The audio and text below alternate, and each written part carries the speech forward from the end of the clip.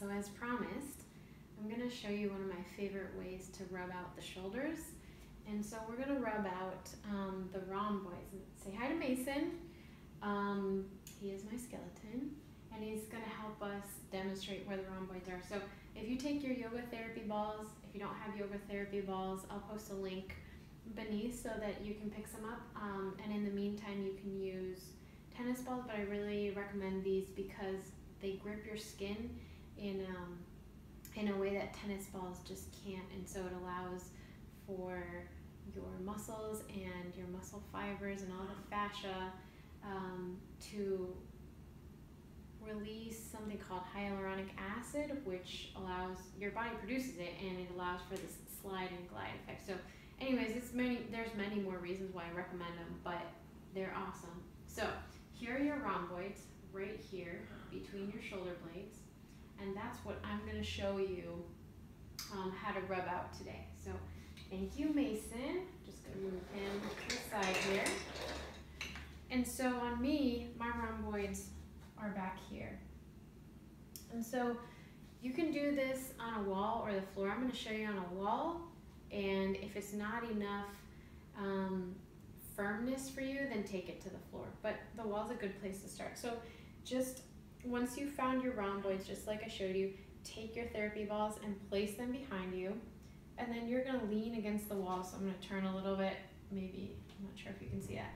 But I've got the balls behind me, and they are between my rhomboids. And so the first thing you're going to do is rock up and down. And I'm actually going to move my balls down a little bit. No ball jokes, just kidding. All jokes allowed.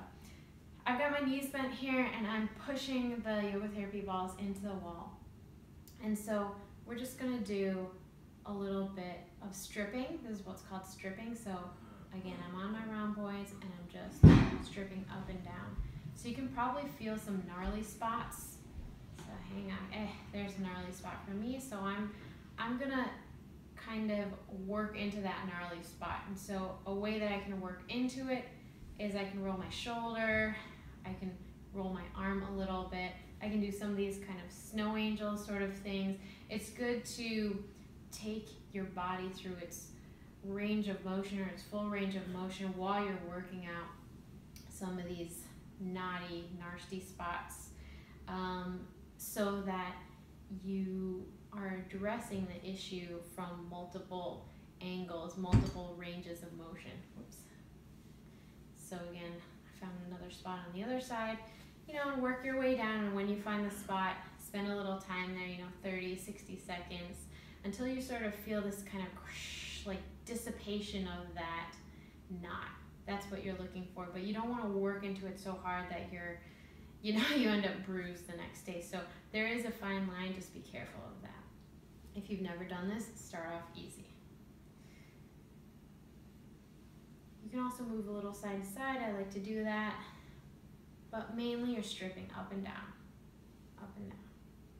So then once you've done that,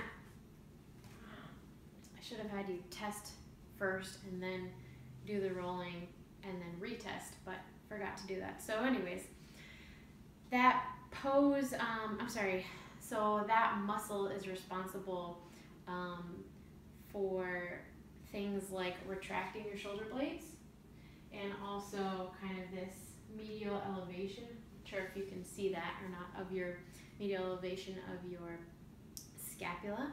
And so, things that are going to affect your rhomboids and how tight they are, how gnarly they are going to be if you're in this position all the time. They're going to get used to being lax, whereas your chest muscles are going to get used to being tight, and that's something that you don't want. Then you kind of get this apish look, and not only is that not an attractive look, but it can cause a lot of issues, shoulder pain, neck pain,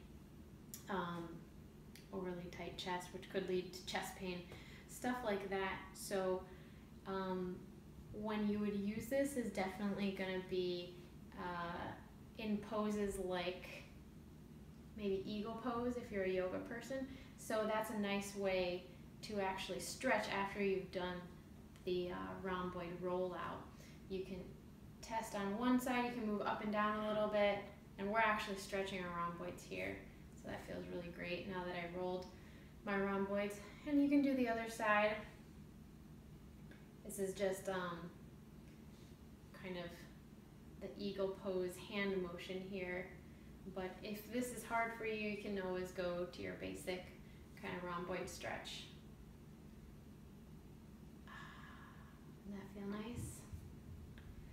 So give that a try and let me know in the comment section what you think.